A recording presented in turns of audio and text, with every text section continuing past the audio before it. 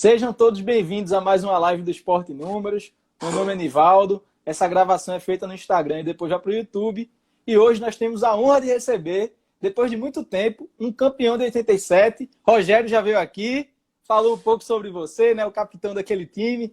Grande Estevão Soares, seja bem-vindo. Obrigado por aceitar o convite.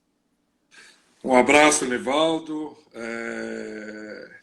Um abraço a todos os torcedores e abnegados, né, dessa nação, que é a nação rubro-negra, né, pernambucana. É sempre um motivo muito grande em participar em qualquer evento, em todas as vezes em que eu fui chamado para comparecer em alguma homenagem na ilha, em todas as situações em que participei em outras lives também, desde o começo aí, ligado ao nosso esporte. E até o ano passado, por incrível que pareça, quando eu fui trabalhar no Central de Caruaru, o diretor do Central me pegou lá no aeroporto de Guararapes para nós irmos para Caruaru, e era hora do almoço. Ele falou: Estevão, vamos almoçar? Eu falei: é bom, tá na hora, né? Ele falou, aí passou, ele falou: então vamos almoçar aqui no restaurante da ilha. Eu falei: que maravilha, não podia ser melhor. A felicidade que eu tive de poder adentrar a Ilha do Retiro, o restaurante, depois, durante o próprio almoço, ser reconhecido, né? Você poder dar atenção para um, para outro, para os amigos, é muito legal. Estava esperando a hora, realmente, de participar dessa sua live, viu, Nivaldo? Muito legal. Poxa, que honra para mim ter aqui o capitão que levantou a taça mais emblemática da história do esporte. Se foi a mais importante, vai ter gente que vai dizer que foi 2008, vai ter gente que vai dizer 87, mas a mais emblemática, sem dúvida, é de 87. Para a gente começar, Estevão, eu sempre falo a ficha técnica do convidado, né? Estevão Eduardo Lemos Soares, nascido em 10 de junho de 56, está com 64 anos, jogou no esporte em 87, mais as duas partidas da final de 88, né, que já foi em 88 a final, e foi responsável por levantar a taça de campeão de 87. E você é paulista de Cafelândia, não é isso? Cafelândia. Cafelândia. Cafelândia é uma cidade. Cafelândia é uma cidade a noroeste de São Paulo.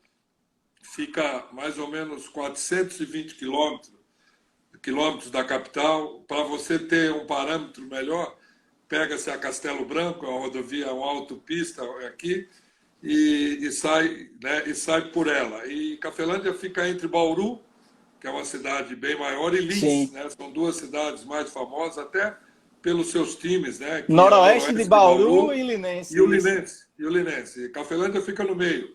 É a grande metrópole da Noroeste, a Cafelândia, dentro dos seus 16 mil habitantes. Olha aí, provavelmente o mais famoso de todos, os nascidos lá, está aqui comigo hoje, né? Claro que dentro da humildade, mas teria que reconhecer, talvez, o filho mais reconhecido fora de Cafelândia.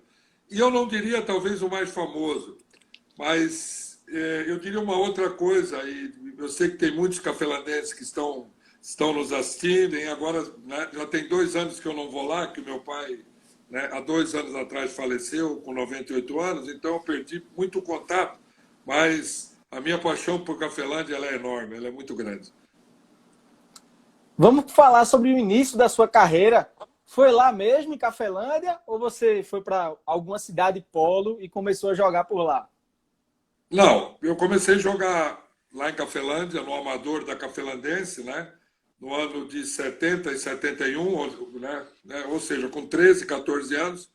E com 15 anos, em fevereiro de 72, o meu irmão mais velho, que era profissional, o Bo, foi para o Guarani. E ele acabou me levando para fazer um teste lá no Amador do Guarani, na base.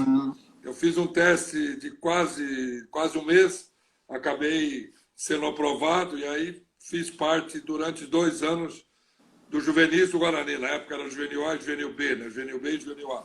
Depois, em 74, eu fui levado ao profissional. E aí comecei a minha carreira profissional, que foram durante 19 anos, né? dentro dos campos como profissional de futebol. Conta pra gente, Estevão, como foi a chegada ao Sport em 87. Pouca gente podia imaginar que ia terminar tão bem o ano. Na verdade, foi o começo de 88, título, mas pouca gente podia imaginar que o Sport seria campeão brasileiro naquele ano. Como foi essa chegada? Homero, eu sei que o Homero era bem assertivo, né? Naquelas ligações dele. Foi o Homero que ligou para você, para trazer você para o Sport? Eu tive né, em situações anteriores, quando eu saí do São Paulo em 81, depois quando estava na Portuguesa em 82, e eu tive convites, sondagens para ir jogar no Sport. E acabou nunca dando certo. Em 85 eu fui para o Bahia, para o Nordeste. O Bahia fez uma campanha maravilhosa. Aí renovei meu contrato. Em 86 nós fizemos um time que era muito bom. Foi uma pena aquele time não ser campeão, mas esses 2 anos do Bahia foi o que montou a base para 88 ser Isso. campeão brasileiro. Para você ter uma ideia, o time era Cláudio Adão, eu, que era o Bobô, lateral direito Zanata, ou seja, tinha um time de muita qualidade, né? E nós fizemos um jogo contra o Sport na ilha. Fizemos vários jogos naquele campeonato brasileiro, contra o Santa Cruz, contra o Náutico, e contra o Sport em especial, nós tivemos uma vitória na ilha. E eu fiz uma partida excepcional, eu era o capitão do Bahia também. Terminou o jogo, eu estou no hotel, era o Hotel Jangadeiro, lá para Rodoviária. Jangadeiro. Isso, ainda Os clubes existe. todos ficavam lá. Eu estou lá depois do jogo, já foi um jogo de semana à noite. Daqui a pouco o rapaz liga no meu quarto, ó, tem um senhor aí na recepção. Eu falei, quem é? Né? Falou que é um empresário de futebol. Eu desci, era o finado Geraldo Samico, talvez um dos primeiros empresários de futebol de Pernambuco, né, e do Recife. Ele me olha, eu sou o Geraldo Samico, muito prazer, tal. Olha, eu estou vindo aqui, né, eu estou vindo conversar com você a mando do Homero Lacerda, presidente do Sport, e ele quer, de qualquer maneira, você no Sport esse ano. Tal. Eu falei, poxa, mas eu tenho um contrato com o Bahia, deve terminar daqui 1 mês e meio, que eu tinha renovado por 3 meses, até porque o campeonato também aquele ano virou de ano, em 86 para Sim. 87. E ele falou, não, mas pensa nisso, nós saímos caminhando ali na praia, em frente ao hotel, sentamos ali, naqueles, né, perto da praia ali, conversando. E eu falei, pô, eu sempre tive um sonho de jogar no Sport, vamos aguardar um pouquinho. E passou um tempo, ele me ligando, aquele tempo era muito difícil, porque não tinha Sim. celular, né, era para ligar, tinha que ir embora, marcar a hora e tal. Ou seja, o Bahia acabou sendo desclassificado, né, do Campeonato Brasileiro, até precocemente, e o Samico me ligou em seguida. Eu falei, poxa, vamos conversar. Aí conversamos, acertamos, ele pôs eu para falar com o Homero me ligou, e acabou sendo a minha felicidade, né? Porque foi um ano maravilhoso, apesar de nós termos perdido, Nivaldo, aquele ano perdemos o regional. Isso. Perdemos para o Santa Cruz. E o time do regional era muito bom também, né? Era o Leão, goleiro, eu e o Heraldo, zaga, era o Éder, era o Ribamar, o Éder, ponta esquerda, ou seja, um time que o Homero montou acima da média. E acabamos não sendo campeão, por uma falta de sorte muito grande. Massacramos o Santa Cruz na final e acabamos não conseguindo o título. Mas aí as coisas elas mudaram tudo dentro do esporte, né? No último jogo, nessa final, o Leão assumiu o Isso. time como treinador. O maluco do Leão, eu costumo chamar de maluco, né? Porque ele assumiu, imagina, a virilidade do cara, meu. Pô, querendo ser treinador.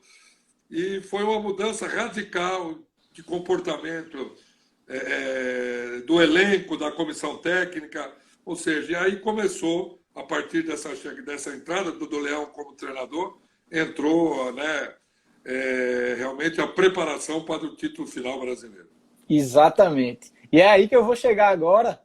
Antes disso, eu vou só ler alguns comentários do pessoal aqui. Ninha Esporte mandou um pelo Esporte tudo. Márcio Oficial disse que esse time deixou muita saudade. Com certeza, né? Todo time que ganha um grande título fica marcado na história do clube. Lamartine Menezes mandou um salve. Rodolfo Morando. Cledi mandou aqui um zagueirão. E Renato Império das Baterias. 87 é nosso, com certeza. Falando sobre isso aí de Leão, exatamente esse tópico que eu ia entrar agora. ele assumiu na final ali do Pernambucano, não teve muita responsabilidade na questão do resultado, assim, mas ele teve, depois disso, justamente por causa daquela confusão toda de vai ter módulo verde, vai ter módulo amarelo, vai ser assim, vai ser assado o regulamento. Passou mais de um mês aí o Sport tendo uma intertemporada para se preparar para o brasileiro, e foi aí que Leão botou o DNA dele no time, né? Conta como foi esse mais de um mês aí que vocês tiveram de intertemporada antes do brasileiro. Eu tenho, antes de falar dessa intertemporada, do maluco do Leão, do tarado do Leão, porque ele estava com uma vontade de ser treinador terrível. Ele assumiu no último jogo na Ilha do Retiro do Regional. E ele foi como treinador e goleiro reserva. Sim. Ele não quis jogar, quem jogou foi o Márcio. E ele foi para o banco como reserva e como treinador. Se eu não me engano, acho que com 20, 25 do primeiro tempo, o Márcio machucou e o Leão entrou. Isso. E ele entrou quando ele entrou. É o único jogo dele como técnico e goleiro, né? Técnico e goleiro. E ele fez os dois, foi treinador e foi goleiro. E quando ele entrou, o Heraldo acabou fazendo um gol contra, logo na sequência, que nós perdemos o título. O Éder deu uma pancada lá do meio do campo, quase arrebentou a trave, quase arrebentou o travessão daquele gol lá do fundo, ou seja... E aí perdemos o título e tal, e houve aquela comoção, uma tristeza, porque o nosso time era muito bom já no regional. E o Leão assumiu oficialmente como treinador, então. E aí veio toda essa celeuma, né, do pré-campeonato brasileiro, com todos aqueles problemas do Clube dos 13, das divisões, e nós ficamos, acho que não foi 30, não, foram quase 40 dias de intertemporada. Eu lembro que nós fomos umas 2, 3 vezes lá para Porto de Galinha, na casa do Leão. Casa não, na mansão que ele tinha lá, era uma coisa do outro mundo. E ele malandro, eu lembro que uma vez nós íamos de manhã, treinava o Hinaldo Alves, coronel, que é meu amigo, mora em Recife, que era o preparador físico, dava um pau na gente, aí o Leão fazia um churrasco, um almoço, e ele deixava umas garrafa de uísque pela metade, um negócio ali, exposto para ver, e a gente ficava querendo tomar. Aí não sei quem falou, toma cuidado que é capaz dele ter posto uma filmadora aí para vigiar, para ver quem bebia. Aí chegava no outro dia, ele falava, eu sei, eu pus o dedo lá, aquela garrafa X tinha menos do que quando coisa. Mas foi desse tipo, ou seja, foram 40 dias mais ou menos, eu tive 21 anos como atleta dentro do campo, estou há 28 como treinador, e olha que eu sou um treinador intenso dentro dos meus treinamentos, trabalho muito forte, e trabalhei com treinadores também intensamente fortes, de volume e de intensidade, mas igual o Emerson Leão eu nunca tinha visto. E nessa pré-temporada, ou seja, nós começamos às 8 e até às 11, com intervalo de meia hora, das 9 e pouco, 20, 30 minutos, voltávamos às 15 horas até às 18, cara. Era no relógio, não era por período, não, era no relógio. Eu sei que eu já com 31 anos, 30 e pouco, eu morava lá em Boa Viagem, eu chegava em casa à noite pisando na ponta dos pés, com dor era bater a novela e dormir, jantava, ou seja, mas talvez isso tenha sido um diferencial para o nosso time, né? Porque, infelizmente, não é criticando o treinador anterior, o Ernesto Guedes, que é uma pessoa maravilhosa, mas o nosso time estava muito fora da sintonia física. E o Leão chegou com uma metodologia completamente diferente, completamente avançada, e talvez um dos pontos que fez o diferencial da nossa campanha tenha sido a parte física, certo? Além de ter bons jogadores simples, mas jogadores de qualidade, do goleiro ao ponto esquerda e ao banco, além de ser uma equipe muito bem trabalhada taticamente, que o Leão trabalhou, fisicamente nós voávamos. Escuta que eu estou te falando para você. Nós voávamos, Ivaldo. Nós acostumamos, aí nós nos moldamos com o trabalho dele e a coisa funcionou bem.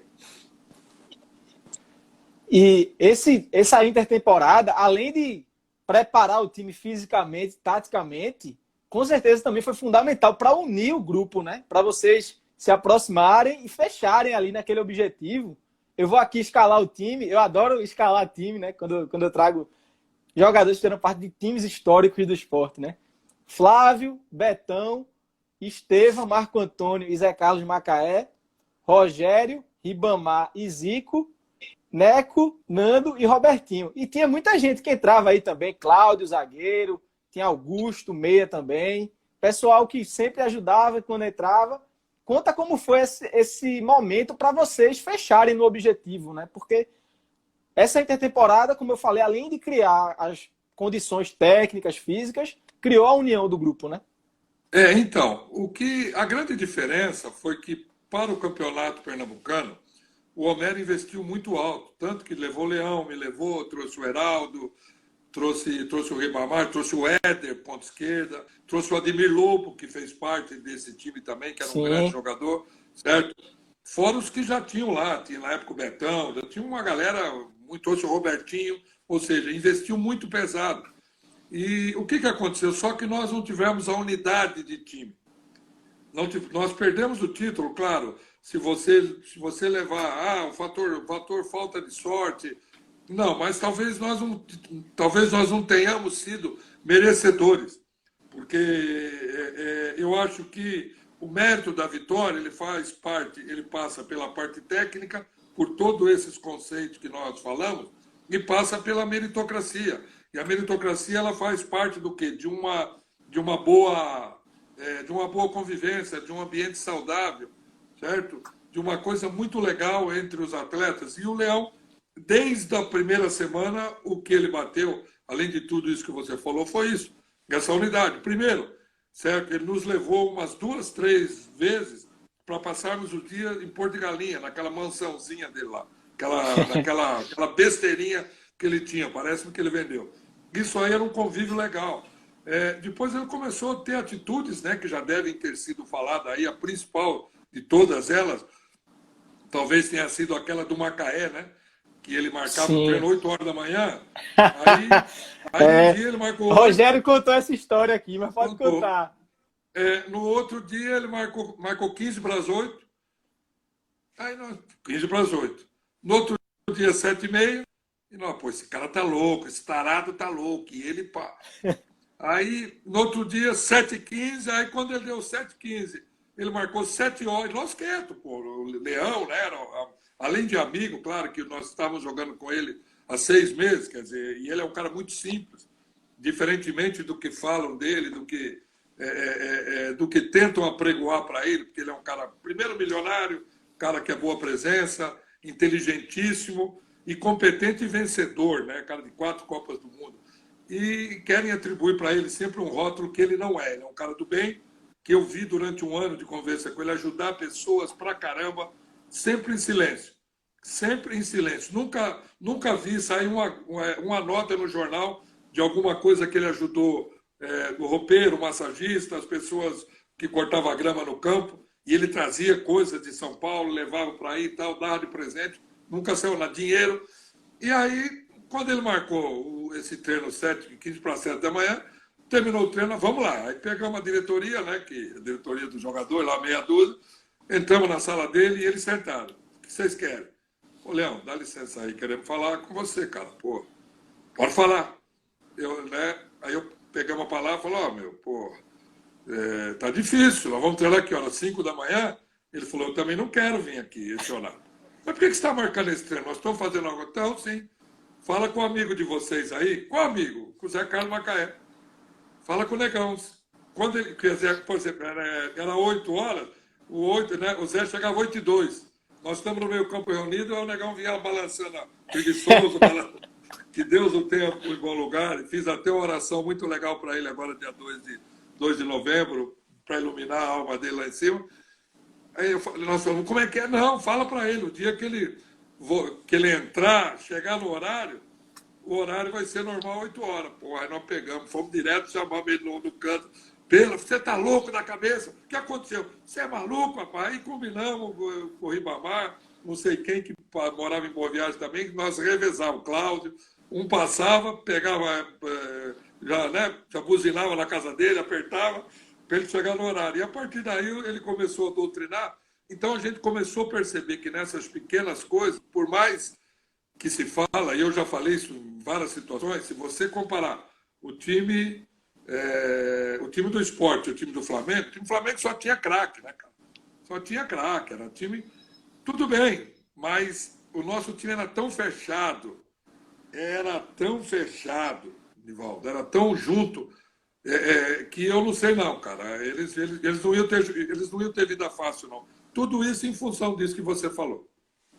Com certeza. Esse jogo era o que todo mundo queria ter visto, né? Mas aí, se eles não jogaram, o problema deles. Meu amigo André, do Consulado de Campinas, já fez uma live, né, com você, mandando aqui um boa noite, saudações rubro-negras. WS Cruz falando que Betão era só arco, né? Cruzamentos precisos aí do nosso Betão. A Shel Tinoco tá falando aqui que Estevão foi um dos maiores zagueiros que já jogou no Bahia e tá querendo que um dia você vá treinar o Bahia lá também. Passagem minha pelo Bahia de 2 anos e meio também foi muito boa. Como eu falei antes aqui, foi no momento de transformação, né? O Bahia passou de ser um time rejeitado no Nordeste para ser campeão brasileiro. Acho que tudo isso ajudou. Passando por um treinador que na época me levou, que foi o Paulinho de Almeida, um gaúcho que morava no Rio, que foi um cara excepcional para o Bahia. E a gente ajudou também dentro dessa coisa nossa de trabalho, de boa comunicação, foi muito legal. Estevão, muita gente fala que o jogo não, os confrontos, né? A dupla de confrontos mais difícil de toda essa caminhada do título não foi nem a finalíssima com o Guarani, mas foi aquela semifinal do módulo amarelo com aquele Bangu de Castor de Andrade. Muita gente fala que os bastidores ali, o extracampo, foi pesado para o Bangu passar, não foi? Ô, Nivaldo, se nós buscarmos o time do Guarani, cara, o time do Guarani tinha João Paulo, tinha Boiadeiro, tinha Sérgio Nery, goleiro. Ricardo Rocha, né? Tinha Ricardo Rocha, tinha Ivair, centroavante, Ivair. Era um time muito bom, cara. Primeiro, era um time muito bom. Então, nós ganhamos de um time que, eu falei jogadores aqui, que todos eles jogaram em seleção, foram para a Europa. Agora, sem dúvida nenhuma, o time do Bangu também era muito bom. Mauro Galvão, Marinho, finado Marinho, ou seja, quem mais? Arthurzinho, eu agora não vou lembrar, tinha o Márcio Rossini, zagueiro. Paulinho Criciúma, né? Paulinho Criciúma, o Gilmar, goleiro, que jogou no Palmeiras, ou seja, era um time de muita qualidade técnica também. Aliás, o Castor de Andrade só fazia isso naquela época. Times, porque ele investia muito dinheiro. Além de tudo isso aí, você falou do extracampo, meu.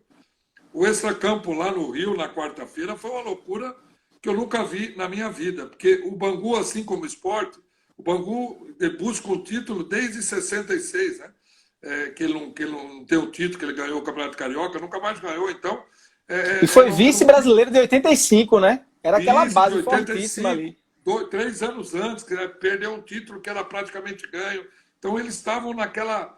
E o que nós enfrentamos naquela quarta-feira em Bangu, poucas vezes eu vi nesses meus 48 anos de futebol, cara. Foi um negócio assim, de loucura, tanto quando chegou o ônibus lá, os capanga do Castor, o segurança, recepcionando, tapa na orelha do nosso segurança, pau, nós entramos tudo correndo, bico no meio da bunda. Foi uma loucura, como dentro do campo.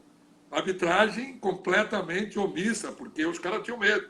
Tanto que o Márcio Rossini quase quebrou a perna do finado Augusto, arrebentou, e eu fui para cima dele, briguei, mas não tinha jeito. E eu acho que depois, quando terminou aquele jogo, que nós pegamos o ônibus de Bangu, viemos para Copacabana, íamos jantar, dormir, no outro dia voltar para Recife na quinta-feira. Quando o ônibus parou em frente, eu até tinha combinado para sair, para ir numa boate lá, nós tínhamos armado um esqueminha para tomar um negócio. O Leão foi na frente, falou com o motorista para baixar o som, falou, tá todo mundo concentrado a partir de agora. Eu falei, meu Deus, quebrou meu esquema todo que eu estava arrumado. Eu acho que aquela palavra dele ali foi tudo que nós precisávamos, sabe? E a inteligência do Homero. O Homero foi, aliás, como tudo que ele fez no comando do esporte, né? Esse cara que modificou, pelo menos na minha ótica, o conceito do esporte como clube. Nós no dia seguinte, desembarcamos no aeroporto de Guararapes e ele preparou uma equipe para gravando os videozinhos, né? Eu, por exemplo, eu sou o Estevão, torcedor do esporte. Domingo vamos encher a ilha, essas coisas, fazendo um vídeo curto. Todo mundo gravou. Foi uma loucura. E o que eu vi naquele jogo contra o Bangu é cara comendo o alambrado. Eu vi torcedor mordendo o alambrado. Eu vi.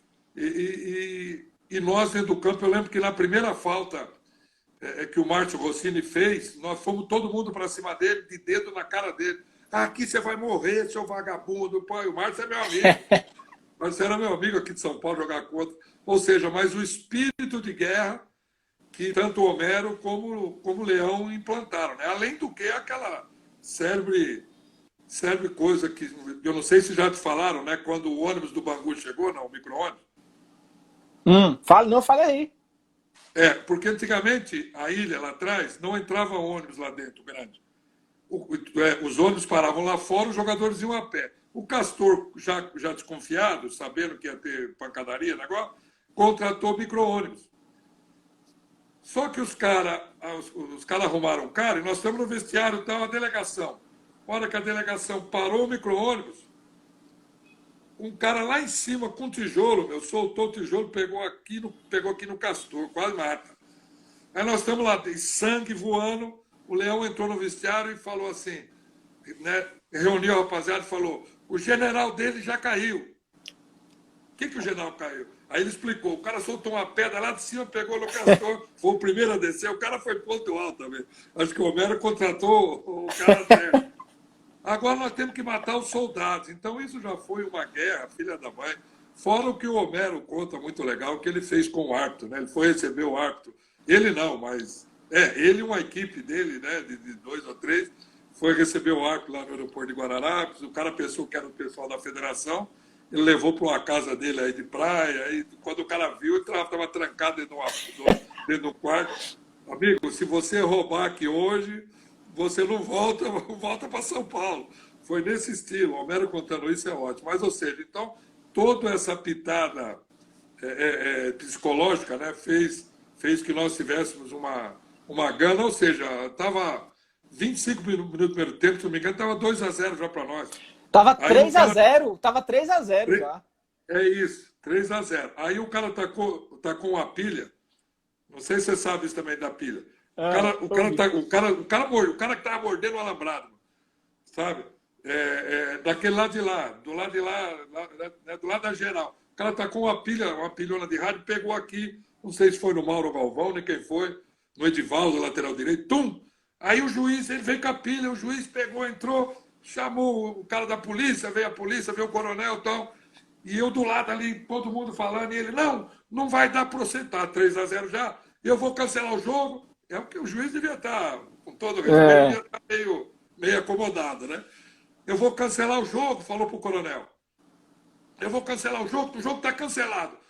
Eu falei, coronel, o coronel falou assim, olha, eu vou dizer uma coisa para o senhor, eu não lembro o nome do árbitro, eu vou dizer uma coisa para o senhor. Eu estou aqui com a minha equipe toda aqui para lhe dar garantia. E esse jogo vai ter que ir até o final. Se o senhor professor interromper esse jogo agora aqui, eu vou retirar a minha guarnição do estádio e vou deixar você à vontade com ele. Como é que é? Eu estou dando a minha palavra. O coronel devia ser rubro-negro também. O Homero também devia ter conversado com ele, né? Exato. Se o senhor não der procedimento ao jogo, eu vou retirar os meus comandados aqui e não me responder. Então vamos seguir. O senhor garante? Garanto. Aí seguiu e foi até o final. Aí depois disso, passamos pelo Guarani, naqueles pênaltis ali eternos. E já em 88... os dois fujões, como o André do Sport Campinas falou, né? Flamengo e Inter fugiram ali e o Sport já tinha passado por cima do vice de 85, do vice de 86, que era o Bangu e Guarani, só que agora tinha o Guarani pela final do Brasileiro de fato, né? Que valia a taça, que está até hoje na Ilha do Retiro. Conta como foram aqueles dois jogos, primeiro o empate lá e depois o 1-0 com o eterno gol do seu parceiro de zaga, Marco Antônio. Primeiro foi, né, só retomando um pouquinho aí o final, né, o início desse campeonato, como se falou, foi um parto, né, desse módulo amarelo, porque toda hora chegava sexta-feira, eles cancelavam, e aí, o jogo do ano cancela a rodada. Aí ficamos 40 dias nessa coisa, e a campanha foi maravilhosa, uma campanha muito forte, até chegar naqueles pênaltis, malditos pênaltis, né, que eu bati. Em 21 anos de carreira, eu bati um pênalti na minha vida, foi esse jogo. Nunca bati pênalti, nunca quis bater, eu deixei, bati, né, bateu no Sérgio Nery, entrou. E aí nós passamos pelo Guarani, os dois fugiram, né? E eu costumo falar isso muito, porque em qualquer país, qualquer futebol mais organizado no mundo, Flamengo e Inter teriam sido suspensos por 1 ano, 2 anos, sem qualquer competições nacionais, porque eles não compareceram, deram WO sem o aval da CBF. Então, como no Brasil se dá o jeito para tudo, eles não Ainda tiveram mais nos anos sanções. A única 80, sanção, né? ainda mais naqueles anos, né? A única sanção que eles tiveram foi não participar da Libertadores, até porque não tiveram, né? Eles não jogaram, como é que iria para a Libertadores? Aí nós começamos, porque quando veio realmente né, os dois primeiros jogos, né, os dois jogos foram marcados, eu não lembro a ordem, Flamengo ou Inter, nós não concentramos, porque a gente tinha certeza que os jogadores, que o Flamengo e o Inter não viriam. A certeza é 99,9%. 100% era 3h30 da tarde lá na ilha. E, né, aí nós tivemos treino com o Jair Pisserni, que já era o treinador, o Leão tinha saído. Treinamos no sábado, não teve concentração. Jair, rapaziada, vai para casa amanhã. Chegamos aqui por volta de 2 e pouco, 1 hora lá, que era 3h30 o jogo, para a gente fazer que os caras não vão ver. E os caras foram para Boa Viagem, meu, lá em frente ao Recife Palace, que era o ponto nosso, o antigo Recife Palace, né? Ali era o ponto nobre ali. E nós ficamos na barraca do Marrom, lá, o antigo Marrom, que já faleceu também. Os caras aí vinham. Aí teve uns 3 ou 4 que chegaram quente, meu. Chegaram, sabe, bambo. Eu falei, gente do céu, se esses times vierem, se esses times vierem, nós estamos mortos. 4 ou 5 negros tomando caipirinha e cerveja na praia. Como é que nós vamos jogar? E se o Flamengo ou o Inter ficou aí em Sergipe, ficou no hotel escondido em algum lugar aí do lado, e vem, mas aí não vieram, né? Para sorte nossa, por conta desses caras. E aí, quando nós tivemos que enfrentar o Guarani, foi o que a gente tinha certeza, cara. Ali, é claro que nós respeitávamos o Guarani, a gente sabia, como eu falei, de todo esse potencial técnico do Guarani, mas o nosso time era muito assim, Nivaldo, era muito fechado. De todos os que, olha que eu fui campeão brasileiro no São Paulo também, em 77, era um time muito fechado, o Minelli fez um time muito unido. Tive outros títulos regionais, por aí, por onde passei, mas esse time do Sport era muito identificado, era muito junto, né? Tudo isso com a preparação do Leão. E sorte, quando o Leão saiu, veio um treinador também de muita categoria, que jogou comigo no Guarani, já no final de carreira, o Jair Pisserni. Veio ele e o Pardal, o preparador físico. Ele chegou, Estevão, eu falei, calma, rapaz, fica tranquilo. Eu tinha jogado com o Jair, eu moleque no Guarani, ele me deu força pra caramba, eu começando. Falei, Jair, Pardal, fica à vontade. Esse time aqui é nota 1000 e eu tenho uma ascensão legal, né? Sou o capitão do time. Fica tranquilo e que cumpra de vocês que aqui está tudo sob controle. E foi isso mesmo, nós tínhamos certeza que a gente ia para o pau. O resultado em Campinas foi excelente, né? Um empate. Nós dependíamos de uma vitória e ela veio como tinha que vir mesmo, né? Do jeito do esporte daquela época, com garra, com luta, com força, que era o principal. Aí, terminou o jogo. Olha quem levantou a taça aqui, ó. Esse livro, você não vai lembrar porque autografou muitos, mas você autografou no lançamento, né? Lá no Shopping Rio Mar. Tá aqui, ó. Estevam, em cima e embaixo é o de Homero, que o Homero também estava lá naquele lançamento do livro, né? Conta como foi esse momento de levantar essa taça tão histórica para o futebol brasileiro. Foi uma coisa surreal, né? Como eu falei antes, eu já tinha tido essa oportunidade de ser campeão brasileiro, mas fui pelo São Paulo, aliás, o primeiro dos 5 títulos do São Paulo. Eu tive a felicidade também. Foi o primeiro título brasileiro de São Paulo. Só que eu era um garoto de 21 anos, tinha feito 21 anos, começando. Eu até né, nesse jogo eu não joguei a final, que fui expulso em Campo Grande, fiquei fora do jogo com o Atlético. Ou seja, eu era um coadjuvante nesse jogo. Aí eu era o capitão do time, né? Era uma coisa. Nós tínhamos passado por todo aquele processo da perda do regional, da disputa dos pênaltis no módulo amarelo. E foi uma coisa assim do outro mundo. Desde a concentração, desde a preparação para o jogo, né? Desde a entrada na ilha. A Ilha Brasil foi muito importante, com o Nelson Batista, é uma coisa maravilhosa para o esporte. Mas o título máximo, o título mais desejado de todos os clubes do Brasil, qual é que é? Tirando a Libertadores, estou falando a nível nacional. É o Campeonato Regional? É a Copa do Brasil? Ou é o Campeonato Brasileiro, que todos brigam? O Campeonato Brasileiro, então, com todo o respeito, né? A Copa do Brasil é importantíssima, foi uma vitória linda, em cima do Corinthians, né? Se eu não me engano. Isso. Em cima do Corinthians, mas aquele time brasileiro, até por toda, como você falou, essa celeuma aí, eu acho que não tem igual, não. Eu posso contar um detalhezinho? Com certeza. Você falou da cabeçada, você falou da cabeçada do Marco Antônio, né? Nós concentrávamos lá em Paulista, numa chácara. E ficava eu e o Marco no quarto. E eu sou muito medroso. Sou muito medroso assim com sobrenatural. Mesmo com 64 anos, eu não perdi o verdadeiro. Tenho medo de assombração, eu tenho medo de tudo. E aí, eu tenho um amigo lá em Salvador que falava muito para mim, falava, capitão, você dentro do campo, você se transforma, a sua valentia é coisa de louco, fora do campo você é o pipoca, sou mesmo. Nós estamos dormindo, não sei, na véspera do jogo, sábado ou domingo, deu acho que e a luz do banheiro, a luz do banheiro acesa. Estamos dormindo, eu e o Marco Antônio aqui, a dupla de zaga. Eu acordei assustado, eu tenho muito problema com sono também, acordo muito à noite, desde moleque assim, até hoje. Eu acordei e vi assim uma sombra na parede do banheiro, parecendo um morcego, um bichão grandão desse tamanho, grande. E eu falei, meu Deus do céu, parece um lobisomem, parece uma coisa assim do outro mundo ali. O que é aquilo lá? Qual que era o certo? Eu levantar, ir lá, ver o que era, apagar a luz, pôr o bicho para fora. Eu me borrei todo e... Ô Marcão, o que é, Estevão? Eu falei, pô, parece que tem um puta de um morcego ali. É um morcego, alguma coisa. Ele falou, não fode, rapaz, vai dormir. Eu falei, vai lá, Marcos, vai lá. Eu não vou dormir mais. Ele, pô, não enche o saco. Aí, levanta. Aí puxei ele. Eu fui atrás, assim, né? Aí ele foi lá.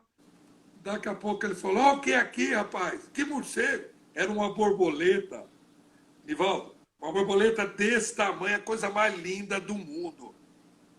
Coisa mais linda do mundo. Ele falou, dorme aí, rapaz, pô. Eu falei, então vamos dormir. Borboleta fala para ninguém. Qual que foi a leitura do meu sonho? Eu sou muito... Eu sou muito espiritualista, né? Além de tudo. E eu creio, dizem, né, que a borboleta é o bicho da sorte, né? Olha aí. Tanto que no jogo do bicho, a borboleta, quando aparece, borboleta traz sorte.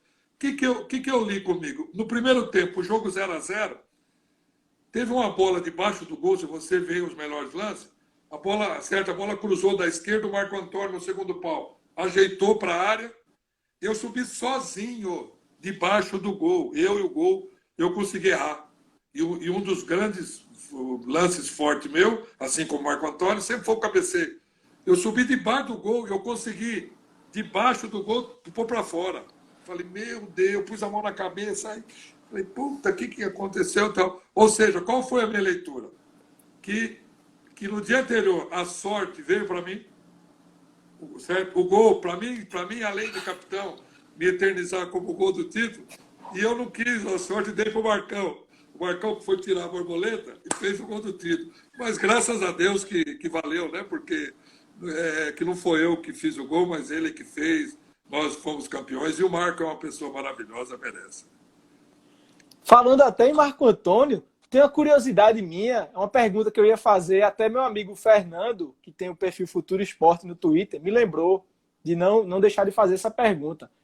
Em algumas partidas tem a foto posada e o capitão era Marco Antônio. Eu quero saber como foi isso. Vocês revezavam? Na final eu sei que foi você que você levantou a taça. Mas em alguns jogos foi Marco Antônio também, né? Como era essa Não, divisão de não, foi. capitania aí? Tem essa foto mesmo, mas o capitão era eu desde quando o Leão assumiu.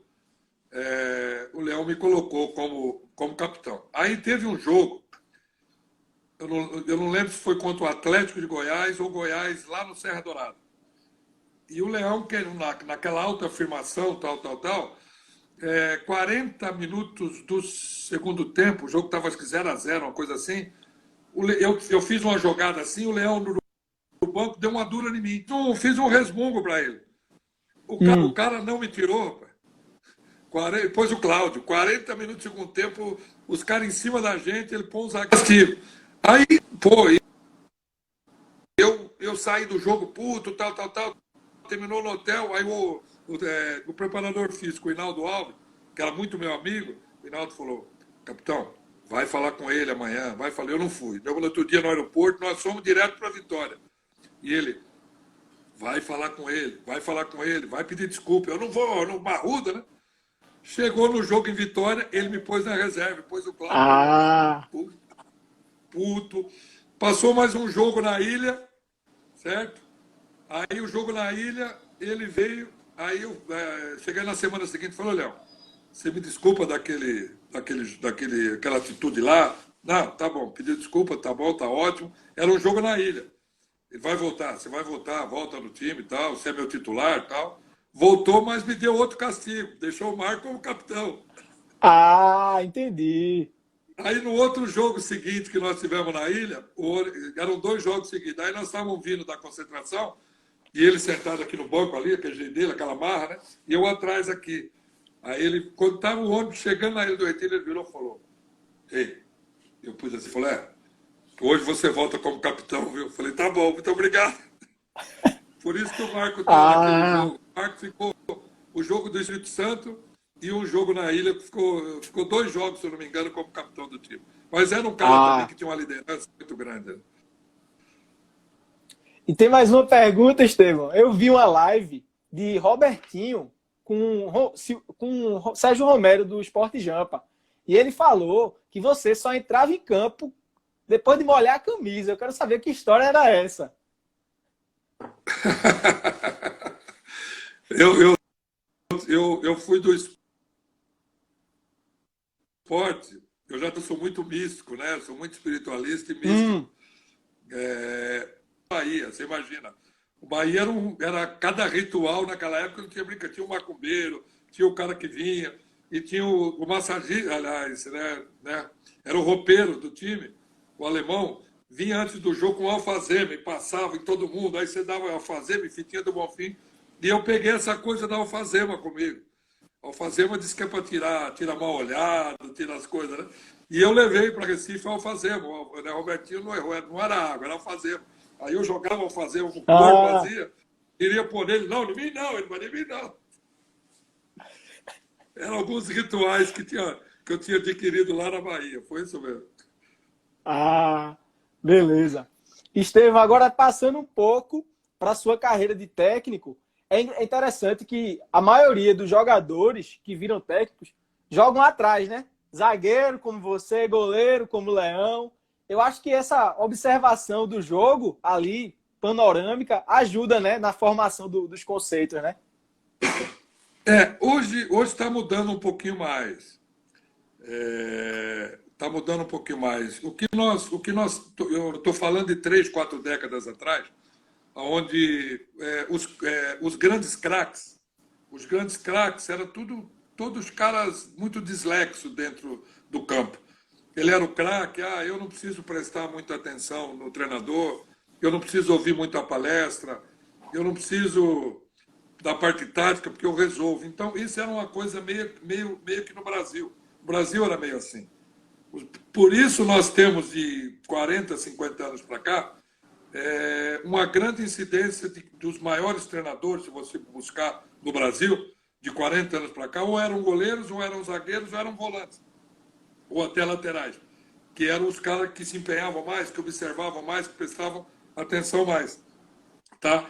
Por isso, os grandes craques, nós vamos falar de Pelé, de Rivelino, de Zico, de Ademir da Guia, ou seja, estou falando aí de um monte, de Roberto Dinamite, ou seja, todos os grandes jogadores, Leivinha, os caras que foram os grandes jogadores, não viraram grandes treinadores, porque eram caras que nunca se preocuparam muito com a parte tática, com a parte de liderança, com a parte... Isso hoje está mudando muito. Tá? Hoje está mudando muito, porque hoje, hoje está se exigindo mais do treinador, não só essa liderança, não só essa observação do jogo, como um próprio estudo tático maior, como, sabe, como a própria performance até de treinamento, de melhores treinamentos. Então, mas você tem razão, anos atrás aí era assim, os grandes craques, que se lixam, os caras têm que correr por mim, me dá a bola que eu resolvo. Então, quando passaram a ser treinadores, que tiveram experiência, talvez eles tinham esse conceito e acabaram não virando nada, né? Esse é a grande sacada. Estevão, todo mundo quer saber o que faltou para você também ganhar um grande título treinando o esporte, né? O que faltou aí para você ter aqui também, como treinador, o mesmo sucesso como jogador? Olha, por incrível que pareça, nesses 28 anos, 27 anos como treinador, eu sempre desejei isso, eu sempre procurei, e procuro ainda, porque eu ainda não desisti, tenho trabalhado em clubes menores, isso é muito difícil, né? Como o próprio Leão fala, né? Eu lembro de um grande trabalho seu no Barueri em 2009, né? Aí de lá 2009. Você foi direto para o Botafogo, ainda no Brasileiro você foi para o Botafogo. Eu tive grandes trabalhos nas 3 passagens minhas na Ponte Preta, na passagem do Guarani, no São Caetano, no Barueri, essa passagem foi maravilhosa, no Palmeiras, coloquei o Palmeiras na Libertadores em 2004, no Botafogo em 2009, nós fizemos um trabalho excepcional, mas o meu desejo sempre foi ir para o esporte, sempre foi um esporte. Mas teve uma época, eu não lembro o ano que foi, quem me ligou foi o Leão. Falou, Estevão, eu não lembro quem ligou para ele, não sei se era o Homero, não, acho que não era o Homero, não lembro quem era. Falou, que era um outro presidente. Pô, o presidente quer você. Eu falei, Leão, agora não dá para ir, eu estou compromissado. Não lembro onde eu estava, mas eu não podia sair. Eu tinha acabado de sair, foi quando eu voltei para a Ponte Preta. Eu tinha saído da Ponte para ir para o Palmeiras. Aí eu voltei para a Ponte, se eu saio outra vez seria a final. Foi a única vez que o esporte me procurou, né? E eu não pude ir naquela época. Não foi nem que não querer, foi eu não pude ir por compromisso. Mas eu tenho essa expectativa ainda, apesar que as coisas ficam cada vez mais difíceis, né? Mas a expectativa né? E a esperança é a última que morre. E você tem que acreditar, né? Eu acho que essa vida realmente nós acreditarmos em tudo de bom. E o futebol, assim como é um jogo, você tem que estar sempre esperando aquele melhor momento, né? E talvez, quem saiba. O ano passado, quando eu fui para o Central, eu fui com uma expectativa muito grande de fazer um trabalho no Central excepcional e chamar a atenção do esporte. Acabei sendo demitido até prematuramente, eles erraram em me tirar naquele momento. Sim, eu concordo. Eu lembro que eu fiquei bem surpreso quando eu soube. E eu liderei o Pernambucano durante 6 rodadas, foi um negócio muito legal. Mas, quem sabe, uma hora dessa... Hoje estou torcendo para o meu amigo Jair, né, que foi meu auxiliar lá no Botafogo, uma pessoa de um caráter excepcional, um profissional maravilhoso. Estou acompanhando e torcendo para ele fazer sucesso aí. Teve mais comentários aqui, eu vou ler mais alguns para o pessoal ver que eu registro, né? Marcelo Nem mandando aqui um parabéns para o capitão. Professor Aníbal, falando lá de Lisboa, diz que tem o livro 87 de Fato e Direito de Cabeça, que é um orgulho ter você na capa levantando a taça. E ele está falando que o esporte poderia até ter sido bicampeão em 88, ter ganho a Copa do Brasil em 89, mas você já não estava mais também, já tinha saído. O importante foi que quando disputou com você, o esporte foi campeão, né? E Guga falou aqui também que o futebol hoje está muito estudado. Cerqueira 0710, torcedor do Bahia, falou BBMP, né? Aquele Bora Bahia. E falando que é verdade aquela questão dos rituais. Você falou sobre... É o Paulo Cerqueira. Em Salvador. É o Paulo, é meu ex-cunhado, Paulo Cerqueira. É meu amigo e irmão do Salvador. Torcedor do Bahia doente, fanático, que não é brincadeira. Para a gente fechar, Estevão, dá uma análise sua aí como técnico que está vendo o time do Sport jogar essa evolução com o Jair, que você já elogiou, que já trabalhou com você. Como você está vendo o Sport depois da chegada de Jair, que era um time que estava praticamente dado como rebaixado e hoje está no campeonato, está ali no meio da tabela e fazendo boas partidas. Como você está vendo esse Sport de Jair hoje? Olha, primeiro, eu acho que o Sport tem um bom elenco. Isso é um fator principal. É um elenco simples, né? Não é um elenco completamente completamente badalado, mas é um elenco de qualidade, certo? É um elenco que tem em todas as suas posições tem jogador que responde. E a chegada do Thiago agora deu um up, né? Deu um jogador que faz gol, um jogador que impôs uma qualidade de personalidade muito grande. E segundo, é o trabalho do meu amigo Jair. Pô. O Jair é muito bom, o Jair não é bom. O Jair é muito bom. E é claro que, de repente, se assustaram um pouquinho porque o time deu uma queda, mas isso é normal. Campeonato Brasileiro da Série A, Campeonato Brasileiro da Série B, não tem moleza. Você não consegue sair da primeira rodada até a 38ª no mesmo patamar.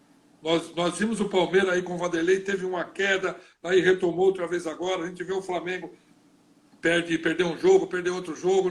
Isso aí não são. O próprio Inter, que era o líder, que estava. Tiveram alguns resultados aí que não foram bons. Ou seja, é humanamente impossível você manter as 38 rodadas igual. O Jair chegou, deu um up para esse time, deu uma cara nova, deu um modelo de jogo, certo? Através do seu trabalho, que eu conheço bem, certo? Que é muito bom. E depois teve uma queda. Já começaram alguns críticos duvidar dele, já querer. Não. Eu acho que. Eu penso o seguinte também: eu penso que o esporte tem que pensar muito grande. Eu falo toda vez isso. O esporte é muito grande, o esporte é muito grande. Então, quando você pensa grande, quando você monta grande, você vai passar a disputar um campeonato da Série A, não só para não cair. Você vai passar um campeonato da Série A, certo, para você brigar para a Libertadores, para você brigar pelo título. Eu acho que é nessa linha que tem que se fazer. E eu acredito que esse campeonato, o esporte vai chegar lá em cima. Eu também, eu sou fã de Jair, eu queria já ele no esporte desde aquele trabalho do Botafogo, 2016, 2017.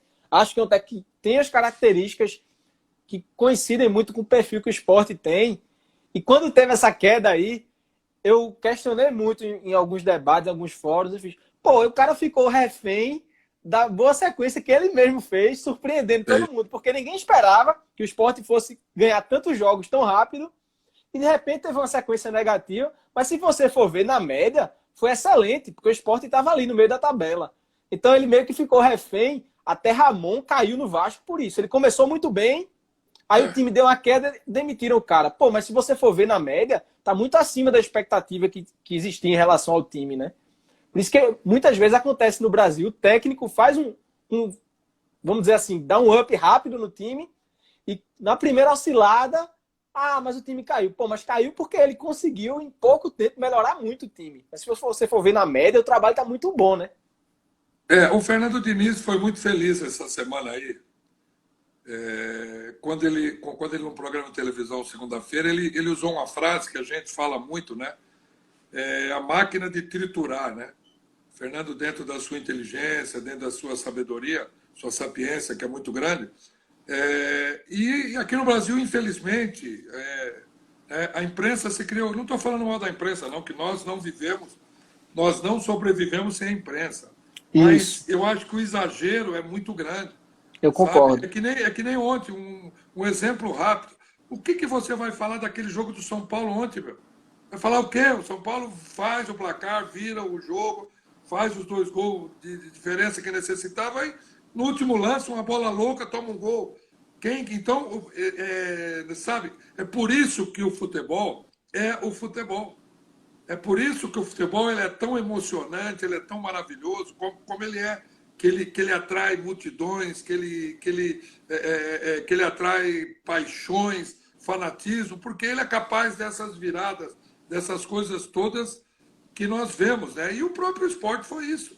Começou já aí com vitórias, com a sequência de vitórias, e nós sabemos, já falei aqui, que é humanamente impossível você manter as 38 rodadas. Então, eu acho que o trabalho dele é muito legal, é muito bom, é um cara completamente preparado, completamente competente e tem uma carreira brilhante pela frente ainda e muito para dar nesse campeonato para o esporte. Assino embaixo, gosto muito do trabalho de Jair e continuei defendendo ele naquela sequência negativa. Eu vou ler mais alguns comentários aqui antes da gente fechar. Flávio De Novaro falou: o craque Estevão, se tivesse jogando em 2020, estava na zaga da seleção brasileira. Poxa, que legal, obrigado. Teve um abraço de Axel Tinoco lá da Bahia. Cledi chamou de zagueirão. Quem mais aqui? Deixa eu ver. Nosso amigo André, do Consulado de Campinas, disse que vai começar daqui a pouco uma live com o Denô. Quando acabar aqui, vão para lá, viu, galera? Então é isso. Fabio Lemos, Lemos, a minha prima aí, a Fabiola Lemos, está lá em Sorocaba, está mandando uma salva de palma aí. E Lopes Sergipano pediu um alô para a Estância Sergipe.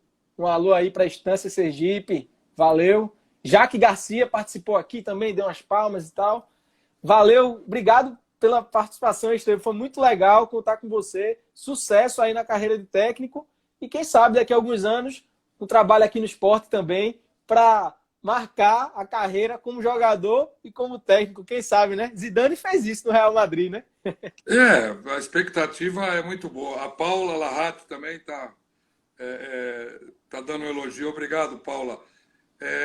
A gente espera isso. Como eu falei para você, Estevão, mas você tem... Quais são as suas pretensões? Você tem 64 anos, eu estou inteiro fisicamente ainda, estou com lucidez, estou bem. Então, eu ainda não desisti da minha carreira. Mesmo com todas as dificuldades de não estar num momento legal, como eu falei antes aqui, a vida já é assim. A vida, hoje você não sabe o que acontece amanhã. Imagina o futebol que é jogo. Então, a expectativa, quem sabe um dia a gente vá dirigir o Leão, né? E ver essa torcida maravilhosa e poder abraçar essa minha nação, né? Como nós falamos. Valeu, Estevão. Vou mostrar mais uma vez aqui, ó, o livro de 87 com o autógrafo do capitão Estevão e logo abaixo o autógrafo do presidente Homero. Olha aí, ó, a camisa da época do esporte. Poxa, eu queria muito. Eu não tenho nenhuma camisa de 87. Olha aí, ó, camisa 3. Ai, que maravilha. Camisa com patrocínio Banorte. Poxa, que relíquia, viu? Eu tô com uma aqui que foi lançada em homenagem aos 30 anos de 87. Foi em 2017. Porque eu não tenho, né, de 87. Você não consegue me arrumar uma dessa aí, não? Dessa aqui? Eu acho que dá para arrumar. Vê se você consegue aí, depois você... E eu não podia deixar de falar para você encerrar sem fazer o grito aí para todos os nossos que acompanham aí, que não conhecem, né? O pessoal que não é de Recife. Você imagina uma galera de 35, 40 mil pessoas gritando esse grito de guerra. Como é que é mesmo? Pelo esporte nada! Aí tudo! Você fala isso. Pelo esporte nada! Tudo! Então como é? Como vai ser? E para sempre será? Casar, casar, casar, casar, casar. Casar. A turma é mesmo boa. É mesmo da Fusaca. Da Fusaca. Esporte. Valeu, Estevão. Muito obrigado pela atenção. Um abraço. Um abraço, Nivaldo. Fica com Deus aí. Um abraço a todo mundo.